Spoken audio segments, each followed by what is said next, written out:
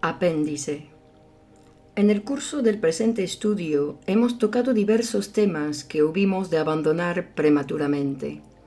Reuniéndolos ahora en este apéndice, nos proponemos consagrarles toda la atención que merecen.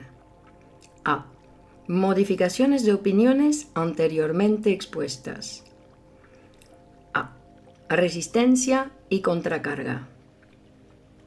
Una importante afirmación de la teoría de la represión es la de que esta última no es un proceso que tenga efecto de una vez, sino que exige un gasto permanente de energía.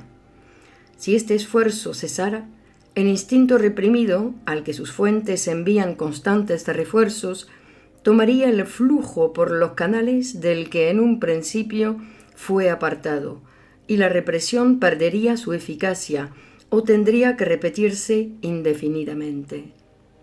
Resulta así para el yo, por la naturaleza continua del instinto, la necesidad de asegurar su defensa por medio de un gasto permanente de energía. Esta actividad, encaminada a proteger la represión, es la que advertimos en calidad de resistencia en nuestra labor terapéutica. La resistencia supone aquella que calificamos de contracarga, anticatexis.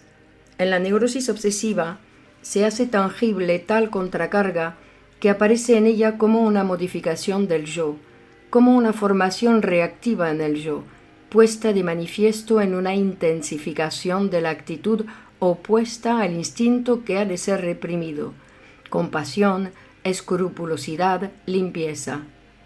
Estas reacciones de la neurosis obsesiva no son sino exageraciones de rasgos de carácter normales desarrollados durante el periodo de latencia. En la histeria es más difícil descubrir la contracarga, no obstante ser en ella tan indispensable como en la neurosis, según todas las deducciones teóricas. También en esta afección tiene efecto cierta modificación del yo, por formación reactiva, modificación tan evidente en ciertas circunstancias que llega a imponerse a nuestra atención como síntoma principal del estado patológico. Así, el conflicto que la ambivalencia provoca en la histeria se soluciona siendo contenido el odio contra una persona por un exceso de ternura hacia ella y una continua ansiedad por ella. Como diferencia con la neurosis obsesiva, hemos de señalar que tales reacciones no muestran la naturaleza general de rasgos de carácter, sino que se limitan a relaciones muy especiales. Por ejemplo, la histérica, que trata con excesiva ternura a sus hijos, a los que en el fondo odia, no se hace por ello más cariñosa que otras mujeres, ni siquiera para con otros niños. La formación reactiva de la histeria se mantiene tenazmente fija a un objeto determinado y no alcanza la categoría de una disposición general del yo. En cambio, la neurosis obsesiva presenta precisamente como características la generalización, el relajamiento de las relaciones con el objeto y la facilidad de desplazamiento en la elección de objeto. A la histeria parece ser más adecuada otra especie de contracarga. El impulso instintivo reprimido puede ser activado, nuevamente cargado, por dos lados. En primer lugar, desde el interior, por una intensificación del instinto emanada de sus fuentes de estímulos internas, y en segundo, desde el exterior, por la percepción de un objeto deseado por el instinto. La contracarga histérica se orienta predominantemente hacia el exterior, esto es, contra la percepción peligrosa, y toma la forma de una especial vigilancia que evita, por medio de las restricciones del yo, situaciones en las que dicha percepción habría de surgir, y cuando la misma emerge a pesar de todo, logra distraer de ella la atención. Esta función de la histeria ha sido bautizada recientemente por autores franceses, en particular Laforgue, con el nombre especial de scotomización. En las fobias, cuyo máximo interés está en alejar cada vez más la posibilidad de la percepción temida, se hace aún más visible que en la histeria esta técnica de la contracarga. En la histeria y las fobias parece orientarse la contracarga en una dirección opuesta a la que muestra la neurosis obsesiva, lo que parece ser significativo, aunque esa diferenciación no es absoluta. No creemos, pues, muy arriesgado suponer que entre la represión y la contracarga exterior, como entre la regresión y la contracarga interior, la modificación del yo por formación reactiva, existe una íntima conexión. La labor de defensa contra la percepción peligrosa es, por lo demás, una labor general de las neurosis. A este mismo propósito obedecen, sin duda, otros diversos mandamientos y prohibiciones de la neurosis obsesiva. En ocasión anterior, hemos visto que la resistencia que hemos de vencer en el análisis procede del yo, el cual se mantiene fiel a sus contracargas. Para el yo resulta, en efecto, difícil dedicar su atención a percepciones e ideas cuya evitación ha constituido para él, hasta ahora, un principio fundamental de conducta, o reconocer como suyos impulsos totalmente opuestos a los que le son familiares. Nuestra lucha contra la resistencia en el análisis se funda en el reconocimiento de estos hechos. Hacemos consciente la resistencia en los muchos puntos en los que, a causa de su conexión con lo reprimido, es inconsciente. Le oponemos argumentos lógicos. Al hacerse consciente, y una vez llegado a serlo, y prometemos al yo ventajas y premios si renuncia a la resistencia. Así pues, con respecto a la resistencia del yo no cabe duda o rectificación alguna. En cambio, hemos de preguntarnos si cubre por sí sola todo el estado de cosas que el análisis halla ante sí. Comprobamos en efecto que aún después de haberse decidido el yo a abandonar su resistencia, continúa tropezando con dificultades para deshacer sus represiones. Hemos dado a la fase siguiente a la adopción de tan laudable propósito el nombre de fase de elaboración. De aquí a reconocer la intervención de un factor dinámico que hace posible tal elaboración, no hay más que un paso. Hemos de pensar, en efecto, que después del abandono de la resistencia por parte del yo, quedan aún por vencer el poderío de la compulsión a la repetición, la atracción de los prototipos inconscientes sobre el proceso instintivo reprimido. Nada se opone a atribuir a este factor el nombre de resistencia de lo inconsciente.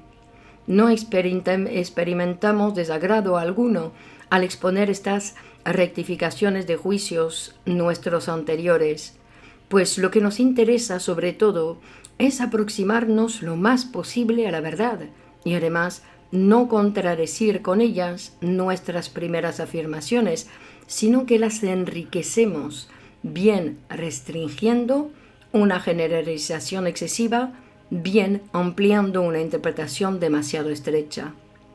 Sin embargo, no ha de creerse que con tales rectificaciones alcanzamos una visión total de todas las resistencias con que tropezamos en el análisis.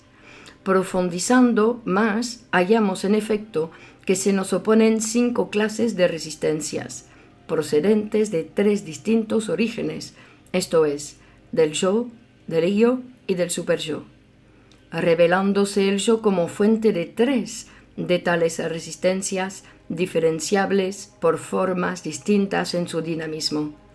La primera de estas 3 resistencias del yo es la resistencia de la represión, sobre la cual poco nuevo puede ya decirse.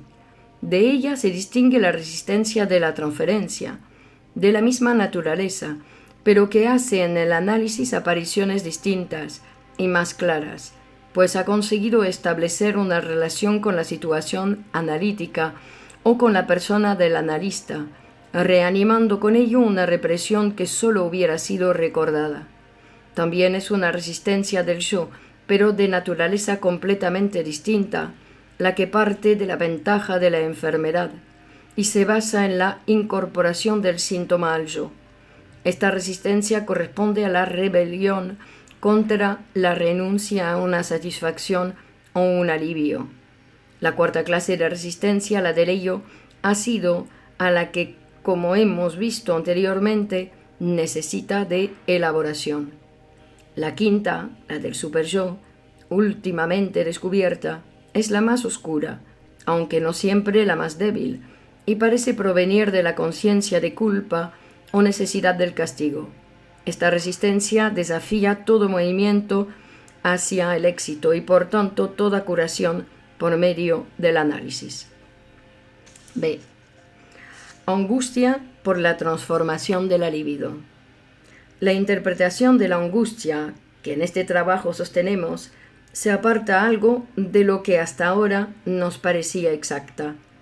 Anteriormente considerábamos la angustia como una reacción general del yo bajo las condiciones del displacer. Intentábamos justificar económicamente su aparición en cada caso y suponíamos, apoyándonos en la investigación de las neurosis actuales, que la libido, la excitación sexual, rechazada por el yo o no utilizada por él, encontraba una derivación directa en forma de angustia. No puede pasar ya inadvertido que estas diversas afirmaciones no armonizan bien o por lo menos no resultan necesariamente unas de otras. Además, surge así la apariencia de una relación especialmente íntima entre la angustia y la libido, relación que tampoco armoniza con el carácter general de la angustia como reacción al displacer. Las objeciones a esta interpretación surgieron con la tentativa a hacer del yo la única sede de la angustia, siendo una de las consecuencias de la intentada estructuración del aparato anímico que yo planteé en el yo y el ello. Dicha primera interpretación se hallaba próxima a considerar el impulso instintivo reprimido como fuente de la angustia. Según nuestra nueva teoría, sería más bien el yo dicha fuente. Trátase, pues, de decidir entre angustia del yo o angustia del instinto, del ello. Como el yo opera con energía desexualizada, la innovación debilita también la íntima conexión antes afirmada de la angustia con la libido. Esperamos haber conseguido ahora, por lo menos, plantear con claridad el dilema y delinear precisamente los contornos de la cuestión. La observación ronquiana de que la angustia es, como al principio afirmábamos también nosotros, una consecuencia del proceso del nacimiento y una repetición de la situación entonces vivida, me llevó a un nuevo examen del problema de la angustia. Pero con su interpretación del nacimiento como trauma, del estado de angustia como reacción derivativa al mismo, y de cada nuevo ataque de angustia como tentativa de derivar por reacción, el trauma cada vez más completamente, me fue imposible avanzar un solo paso. Se me planteó así la necesidad de retroceder desde la reacción de angustia a la situación peligrosa existente detrás de ella. Con la introducción de este nuevo factor surgieron nuevos puntos de vista. El nacimiento se convirtió en prototipo de todas las situaciones peligrosas ulteriores, emergentes bajo las nuevas condiciones de una distinta forma de existencia y del desarrollo psíquico progresivo. En cambio, su propia significación quedó restringida a esta relación prototípica con el peligro, y la angustia experimentada en él llegó a ser el prototipo de un estado afectivo que había de compartir los destinos de los otros afectos. Tal angustia se reproducirá automáticamente en situaciones análogas a la de su origen, como reacción inadecuada, después de haber sido adecuada en la primera situación peligrosa.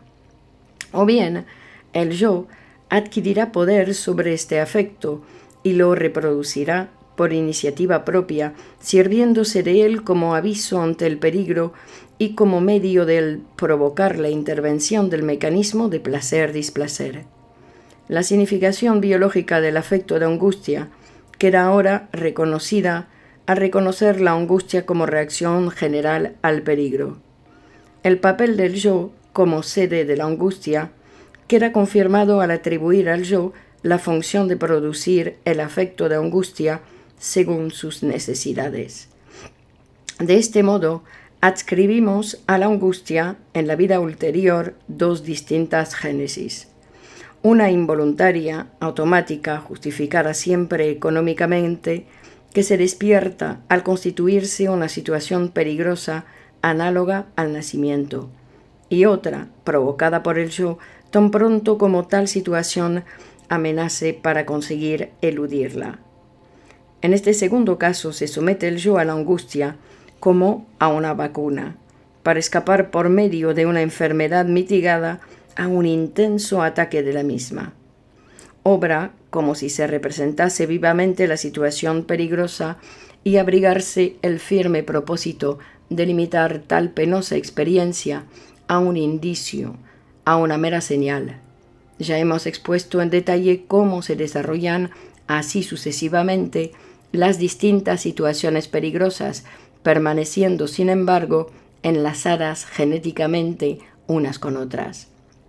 Quizás, atacando el problema de la relación entre la angustia neurótica y la angustia real, consigamos penetrar aún más en la comprensión de la angustia. La transformación directa anteriormente afirmada de la libido en angustia pierde ahora, para nosotros, gran parte de su importancia.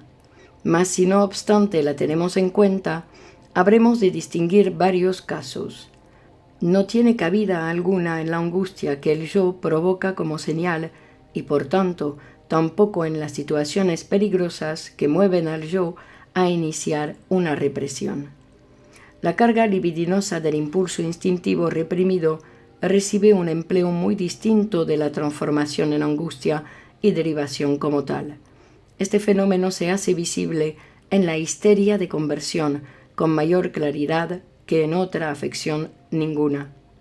En cambio, al continuar examinando la situación peligrosa, tropezamos con un caso de desarrollo de angustia, de interpretación muy diferente.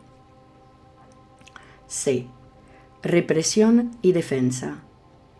Al tratar del problema de la angustia, hemos vuelto a adoptar un concepto, o expresándonos más modestamente un término, del que hubimos de servirnos excesivamente hace 30 años, al principio de nuestros estudios, y que después abandonamos.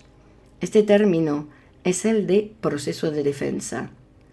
Al abandonarlo, lo sustituimos por el de represión, pero sin determinar la relación existente entre ambos.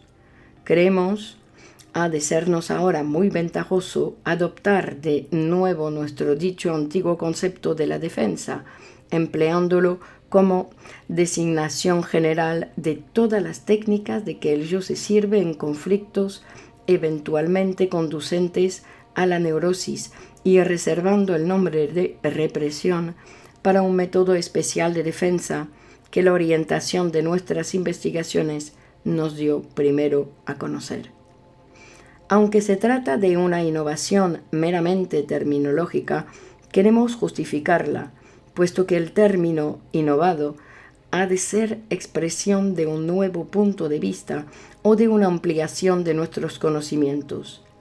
La nueva acogida del concepto de la defensa y la restricción del de la represión corresponden únicamente a un hecho que nos es conocido hace ya mucho tiempo, pero que, merced a nuevos descubrimientos, ha adquirido considerable importancia.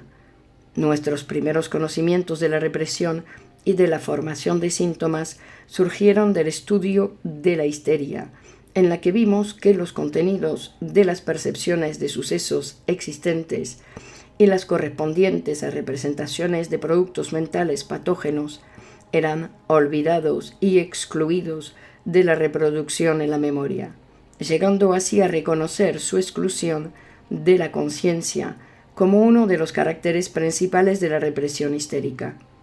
Más tarde estudiamos la neurosis obsesiva y hallamos que en esta afección no son olvidados los sucesos patógenos, los cuales permanecen conscientes, pero en cambio son aislados, en una forma aún incógnita, con la cual se logra un resultado casi idéntico al de una amnesia histérica.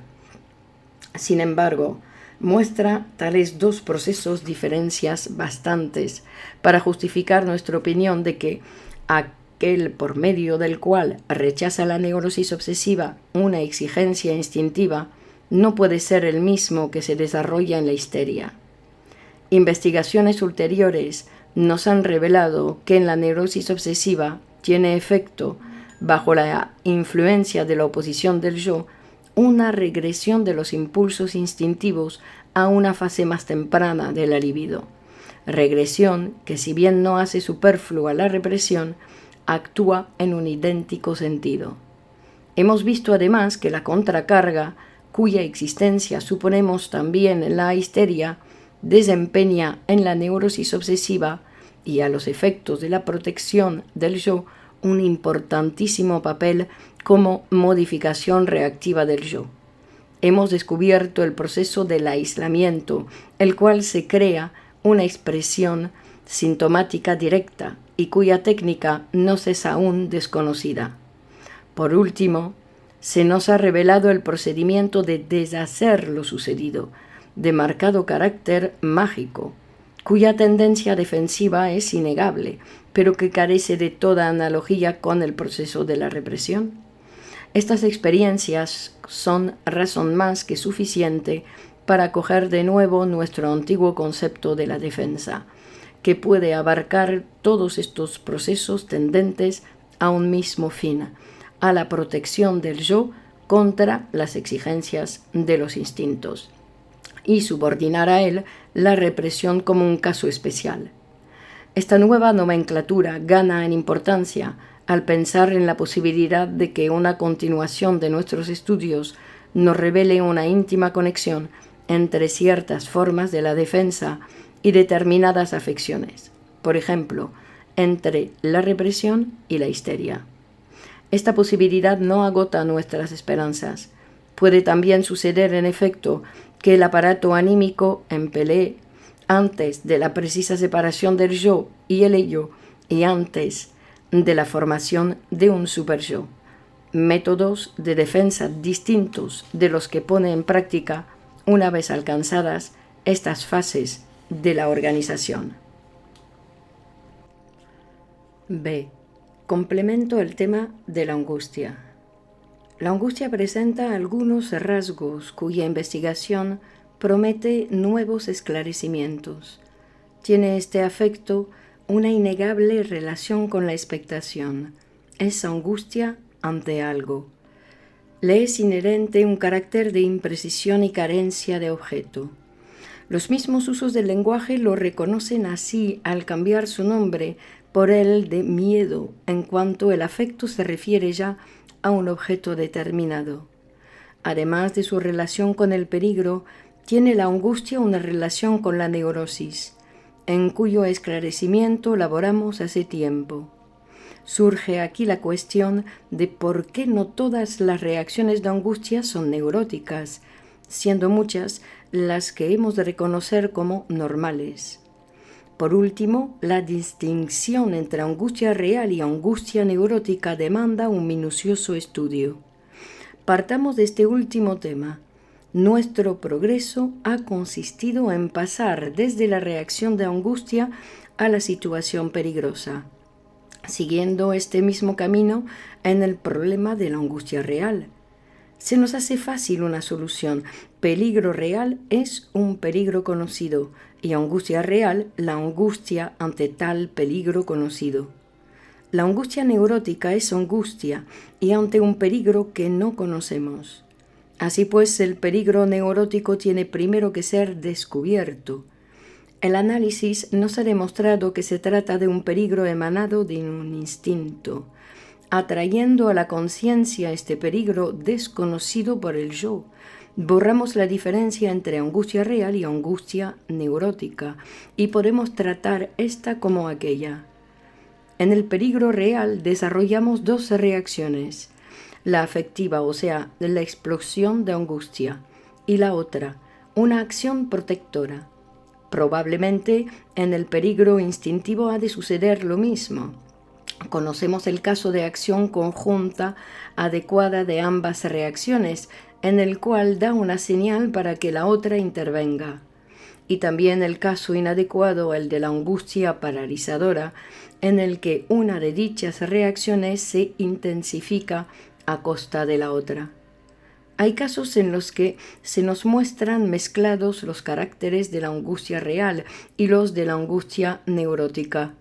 El peligro es conocido y real, pero la angustia ante él es excesivamente grande, mayor de lo que nuestro juicio nos dice que debiera ser.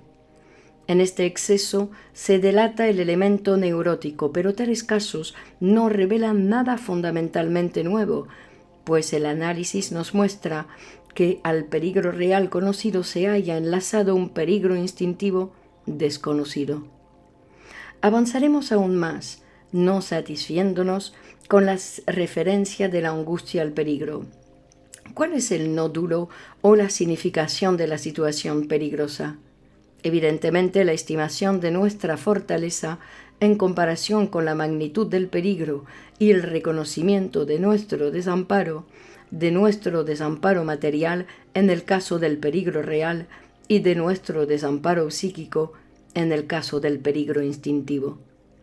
En esta estimación es guiado nuestro juicio por experiencias realmente vividas y para el resultado es indiferente que se equivoque o no en su apreciación. Tales situaciones de desamparo realmente experimentadas son las que calificamos de situaciones traumáticas, estando por tanto justificada la diferenciación por nosotros establecida entre la situación traumática y la situación peligrosa. El hecho de que tal situación traumática de desamparo no nos sorprenda de improviso, sino que la prevengamos y esperemos, constituye un importante progreso en el cuidado de la propia conservación. Esta previsión nace en aquella situación a la que damos el nombre de situación peligrosa, en la cual es dada la señal de angustia. Quiere esto decir que en tal situación esperamos que se produzca una situación de desamparo o recordamos sucesos traumáticos anteriores experimentados y anticipando el trauma, nos proponemos conducirnos como si ya hubiera surgido, no obstante ser tiempo aún de eludirlo. Así pues, la angustia es, por un lado, una expectación del trauma y, por otro, su reproducción mitigada. Los dos caracteres que en la angustia se nos han hecho patentes tienen, por tanto, distinto origen. Su relación con la expectación pertenece a la situación peligrosa y su imprecisión y su falta de objeto a la situación traumática de desamparo anticipada en la situación peligrosa. Siguiendo el desarrollo de la serie angustia, peligro, desamparo, trauma, podemos establecer la síntesis siguiente. La situación peligrosa es la situación de desamparo reconocida, recordada y esperada. La angustia es la reacción primitiva al desamparo en el trauma, reacción que es luego reproducida como señal de socorro en la situación peligrosa. El yo, que ha experimentado pasivamente el trauma, repite ahora activamente una reproducción mitigada del mismo, con la esperanza de poder dirigir su curso. No es otra forma en que el niño se comporta con respecto a todas sus impresiones penosas, las que reproduce en sus juegos, buscando con este modo de pasar de la pasividad a la actividad, controlando psíquicamente sus impresiones. Si es este el sentido que ha de darse a la derivación por reacción de un trauma, nada habremos ya de objetar a tal expresión.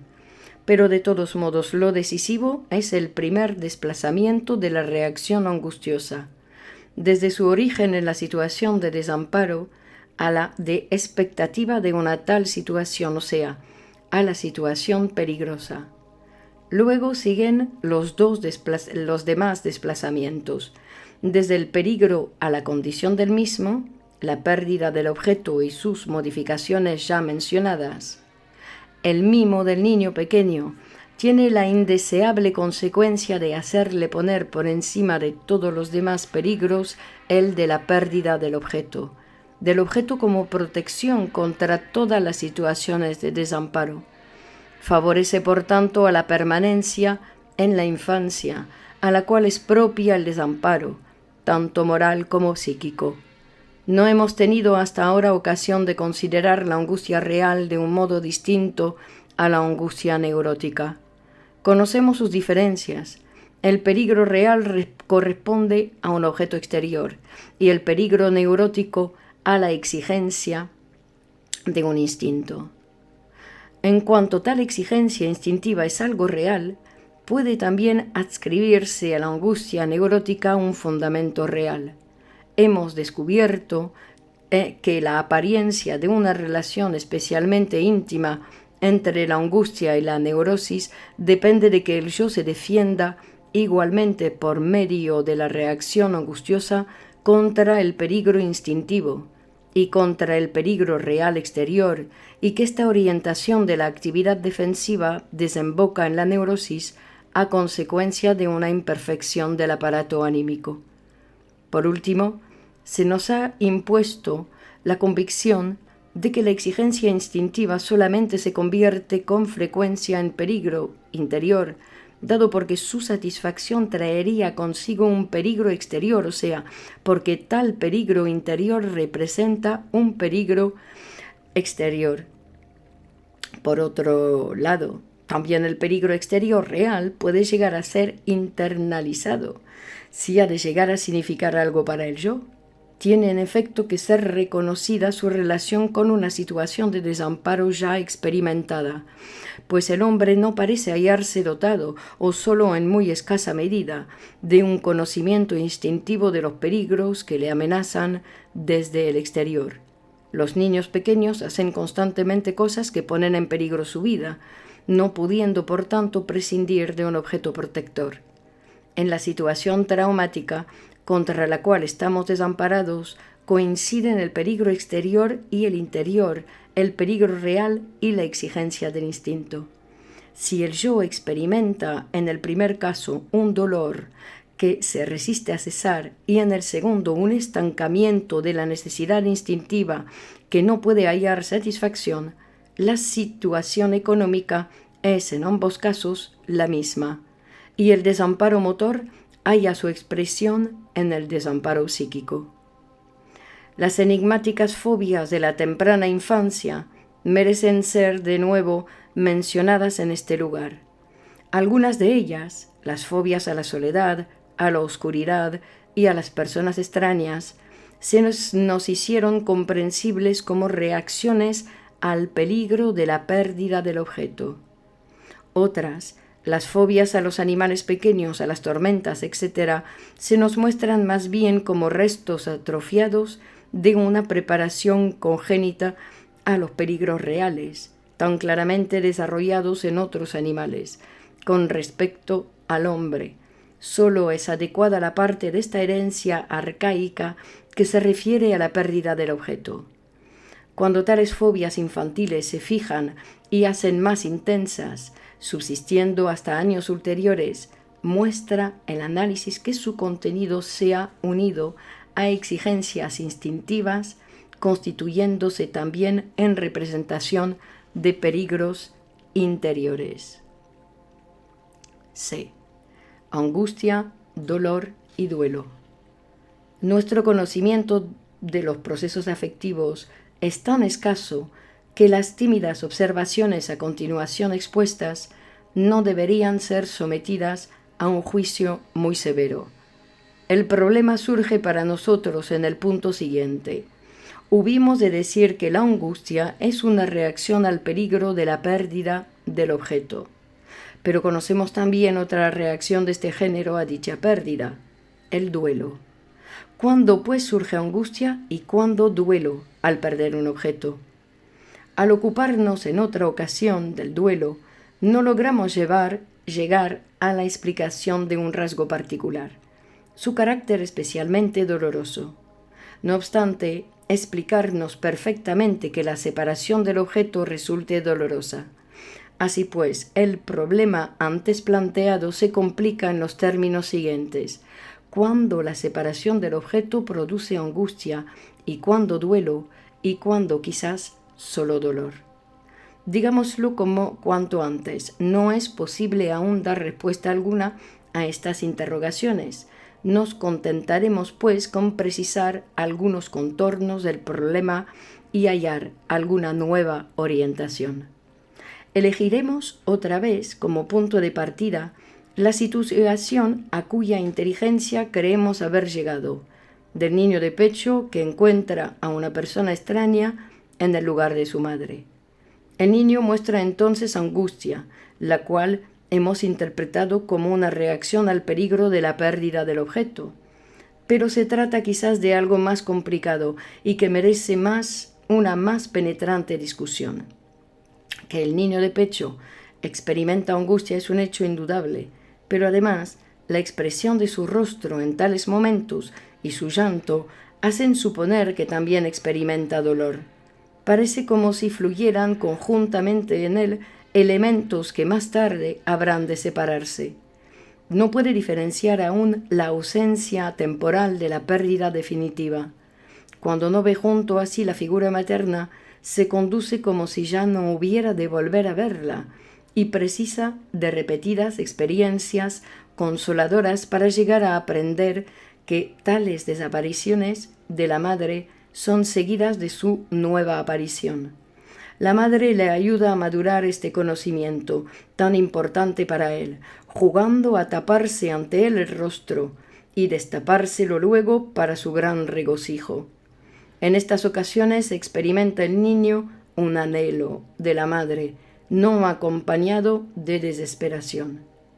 La situación en la cual el niño de pecho echa de menos a su madre no es para él, a causa de su error de interpretación, una situación peligrosa, sino una situación traumática, o más exactamente una situación que se hace traumática si el niño experimenta en tal momento una necesidad que la madre habría de ser la única en satisfacer.